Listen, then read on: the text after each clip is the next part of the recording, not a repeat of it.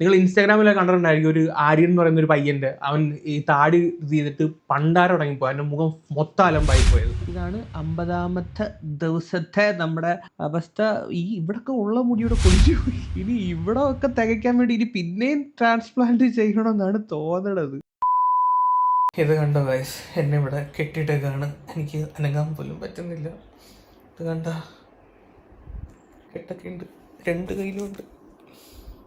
അമ്മ അഴിച്ചു വിടറേ. എന്താ ഇതൊക്കെ?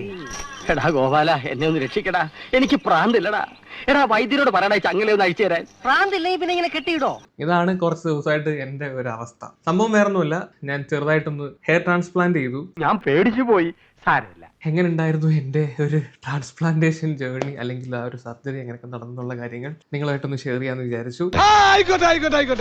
കൈ രണ്ടും കെട്ടിയിട്ടാണ് ഞാൻ കിടന്ന് ഉറങ്ങണത്. അത് സംഭവം എന്താന്ന് വെച്ച് കഴിഞ്ഞാൽ, എനിക്ക് കൈ എടുത്ത് ഇവിടെ ഇങ്ങനെ വെക്കണ, ഉറങ്ങാൻ നേരത്ത് വെക്കുന്ന ശീലമുണ്ട്.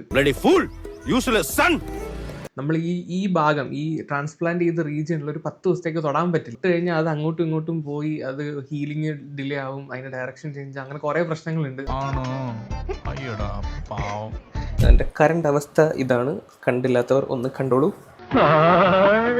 കുറെ ചിന്തിച്ച് പണ്ടാരടങ്ങി ഒരുപാട് കാര്യങ്ങൾ ചെയ്തു കൂട്ടിയിട്ടാണ് അവസാനം ഞാൻ ഈ ഹെയർ ട്രാൻസ്പ്ലാന്റ് ചെയ്യാമെന്നുള്ള ഒരു ഡിസിഷനിൽ ഞാൻ എത്തിയത്. ഞാൻ വലിയ എന്തൊരു സംഭവമായിട്ടൊക്കെ വിചാരിച്ചു വരുന്നതായിരുന്നു. പക്ഷെ എന്തോ ഭാഗ്യം കൊണ്ട് എന്റെ എല്ലാം വളരെ ഭംഗിയായിട്ട് നടന്നു. ഞാൻ വിചാരിച്ചത്ര സംഭവം ഒന്നും ഉണ്ടായിരുന്നില്ല.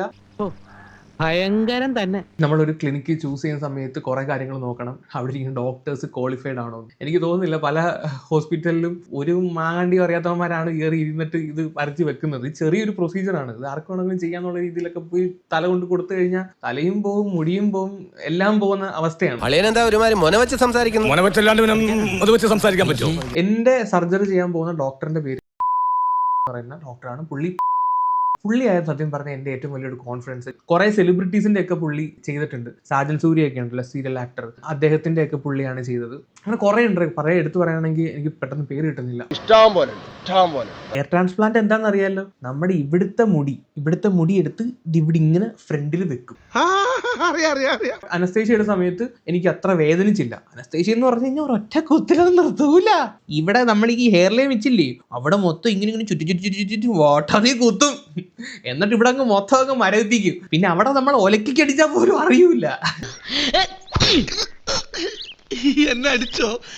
ഞാൻ അറിഞ്ഞതേ ഇല്ല. ഒരു മിനിറ്റ്, തല കീർക്കണം. കുറച്ച് സാൾട്ട് വാട്ടർ അടിക്കും, സലീൻ വാട്ടർ. ഇത് ഓരോ അരമണിക്കൂർ ഇടവിട്ട് ഇത് അടിച്ചു കൊടുക്കണം ഇങ്ങനെ.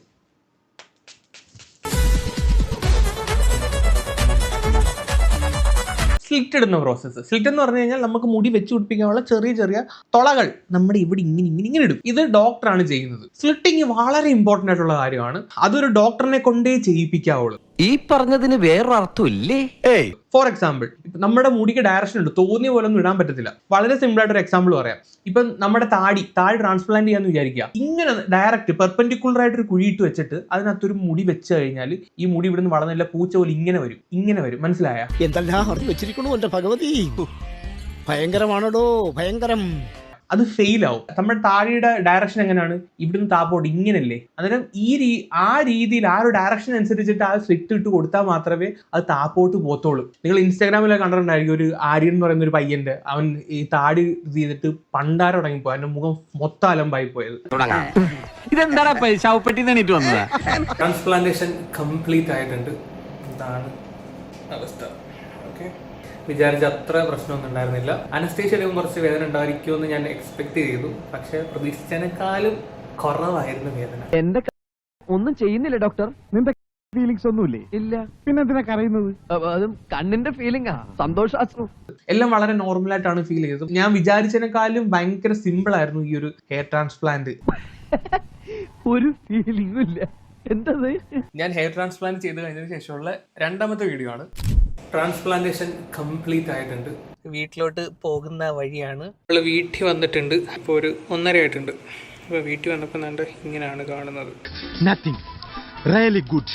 ഞാൻ എന്റെ കരുത്ത് തെളിയിച്ചു കഴിഞ്ഞു. കൈ കെട്ടിയിട്ടിരിക്കുകയാണ്, ഇപ്പുറത്തെ കൈയും കെട്ടിയിട്ടിരിക്കുകയാണ്.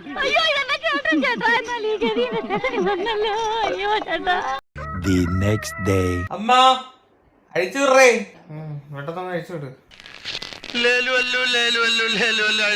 ഇതാണ് ഫസ്റ്റ് ഡേ ഇപ്പോൾ ഉള്ള പ്രത്യേകിച്ച് ഇറിറ്റേഷൻസ് ഇല്ല, വേദന ഇല്ല, വേറെ കാര്യമൊന്നുമില്ല. അത് കേട്ടാ മതി ഞങ്ങൾക്ക്. സർജറി കഴിഞ്ഞിട്ട് 2ാമത്തെ ദിവസമാണ്. ഇതാണ് കറണ്ട് സിറ്റുവേഷൻ. 3 ദിവസമായിട്ടുണ്ട്. കണ്ടീഷനാണ് നിങ്ങളിപ്പോൾ ഈ കാണുന്നത്. 4th ഡേ ആണ്. നമ്മുടെ കണ്ടീഷൻ ഇപ്പോൾ ഇങ്ങനെയാണ്. എന്തൊരു മാറ്റം, എനിക്ക് അങ്ങോട്ട് വിശ്വസിക്കാൻ പറ്റില്ലെന്നേ. ഹെയർ ട്രാൻസ്പ്ലാന്റ് കഴിഞ്ഞിട്ടുള്ള 8th ഡേ ആണ്. ഇതാണ് 8th ഡേ ഉള്ള നമ്മുടെ ഹെയറിന്റെ കണ്ടീഷൻ. എന്നാലും എന്റെ രശ്മി ഇവളെന്നെ ഞെട്ടിച്ചളഞ്ഞല്ലോ. എന്തൊരു ചേഞ്ച് അത്? നിലവിലത്തെ ഒരു കണ്ടീഷൻ വെച്ചിട്ട് കുളിക്കാൻ പറ്റത്തില്ല, അതാണ് പ്രശ്നം. മേലൊക്കെ കഴുകാമെന്ന് അവർ പറഞ്ഞിട്ടുണ്ടായിരുന്നു, പക്ഷെ ഞാൻ അതും കഴുകിയില്ല. മാസത്തിൽ 2 തവണ കുളിച്ചാലേ എനിക്ക് ജലദോഷം വന്നിരും. തന്നെ എനിക്ക് അലർച്ചി. നേരത്തെ കുറച്ച് ബ്ലോട്ടിങ് ഇഷ്യൂസ് ഒക്കെ ഉണ്ടായിരുന്നു, അതൊക്കെ മാറി. ഫുഡ് കൺട്രോൾ ചെയ്താൽ മതി.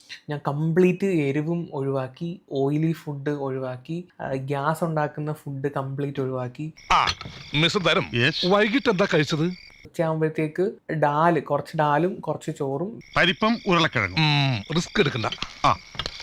ഹെയർ ട്രാൻസ്പ്ലാന്റ് ചെയ്തിട്ട് ആദ്യമായിട്ട് നമ്മൾ ഇന്ന് തല കഴുകാൻ വേണ്ടി പോവാണ്. സോപ്പ് ഒന്നും യൂസ് ചെയ്യാൻ പാടില്ല. ജീവൻ കളയാനല്ല കരി കളയാനാ പറഞ്ഞത്. അതിന് കരി പോണ്ടേ? കർശന നിയന്ത്രണങ്ങളാണ് ഇനി അങ്ങോട്ട്. ഇനി കുറച്ച് നാളത്തേക്ക് വെയിൽ കൊള്ളാൻ പാടില്ല, തല വിയർക്കാൻ പാടില്ല. 1 month ഭയങ്കര ക്രിട്ടിക്കലാണ്. നല്ല രീതിയിൽ ഒരു ഹെൽത്തി ഹെയർ വരണമെങ്കിൽ. ഇതിനേക്കാളും ഇവര് മരിക്കുമെന്ന് എഴുതിയാ പോരാ. കോസ്റ്റ് എത്രയായി എന്നുള്ള കാര്യമാണ് ഏറ്റവും കൂടുതൽ ആളുകൾ ചോദിച്ചത്. എനിക്ക് ഒരു 1.5 lakh ഇതിന്റെ ഒരു കോസ്റ്റ് ആയിട്ട് വന്നിട്ടുള്ളത്. നിങ്ങൾക്ക് ആവശ്യമുള്ളത് പണമാണ്. അതെ, എനിക്ക് ആവശ്യത്തിലധികമുള്ളതും പണമാണ്. ചെയ്യുന്നുണ്ടോ? ഇതാണ് നമ്മുടെ ഇപ്പോഴത്തെ ഈ മുടിയുടെ കണ്ടീഷൻ. എന്നാലും എന്റെ അളിയാ, എനിക്ക് ഈ പെണ്ണിനെ കാണുമ്പോഴാ. കാണുന്നുണ്ടോ? ഇതൊക്കെ ഇനി കൊഴിഞ്ഞു പോകും. ഇതെല്ലാം കൊഴിഞ്ഞു പോകും. ഇതെല്ലാം ഒരു 2-3 weeks ഒക്കെ ആകുമ്പോഴത്തേക്ക് കൊഴിഞ്ഞു പോകും. കൊഴിഞ്ഞു പോയിട്ട് ഒരു 6 മാസമൊക്കെ ആകുമ്പോഴത്തേക്ക് കൊഴിഞ്ഞു പോയ മുടിയൊക്കെ പതുക്കെ തിരിച്ചു വരും. നിലവിലുള്ള എന്റെ ഹെയറിന്റെ കണ്ടീഷൻ നിങ്ങൾ നോക്കുമ്പോൾ ഇങ്ങനെയാണ് കേട്ടോ കാണുന്നത്. എന്ത് ചൂട്! ഈ ഭാഗത്ത് കുറേയൊക്കെ മുടി കൊഴിഞ്ഞു പോകാറുണ്ട്, എന്നാൽ ഈ ഭാഗത്ത് മുടി അത്യാവശ്യം കൊഴിഞ്ഞു പോയിട്ടുണ്ട് കേട്ടോ. കണ്ടാ, ഇത് വളർന്നിട്ടുണ്ട്. ഇത് കണ്ടാ, ഇനി ഇരുന്നാൽ അറിയാൻ പറ്റും. ഇത് നമ്മൾ വെച്ച മുടിയാണ് ഈ വളർന്ന് വന്നേക്കുന്നത്. കണ്ടില്ലേ? കണ്ടു. ഈ ഇത് കണ്ട ഹൈറ്റ് വന്നിട്ടുണ്ട്. ഒരു 1 inch ഹൈറ്റ് വന്നിട്ടുണ്ട് ഈ നിൽക്കുന്ന മുടിയൊക്കെ. കണ്ടില്ലേ? തുമ്മല് ചീറ്റി പോയതാന്ന്. ഇതാണ് 50ാമത്തെ ദിവസത്തെ നമ്മുടെ അവസ്ഥ. ഇവിടൊക്കെ ഉള്ള മുടിയുടെ കൊഴിഞ്ഞു പോയി. നേരത്തെ ഞാൻ കുറെ മിനോക്സിലൊക്കെ യൂസ് ചെയ്തിട്ടുണ്ടായിരുന്നു. ഇനി ഇവിടെ ഒക്കെ തികയ്ക്കാൻ വേണ്ടി ഇനി പിന്നെയും ട്രാൻസ്പ്ലാന്റ് ചെയ്യണമെന്നാണ് തോന്നണത്. എനിക്ക് എന്തിന്റെ കേടായിരുന്നു? എന്താണെങ്കിലും 1 year കഴിഞ്ഞിട്ട് എൻ്റെ റിസൾട്ട് നോക്കട്ടെ. റിസൾട്ട് നോക്കിയിട്ട് നമുക്ക് അന്നേരം എന്താണ് ചെയ്യേണ്ടതെന്ന് നോക്കിയിട്ട് ചെയ്യാം.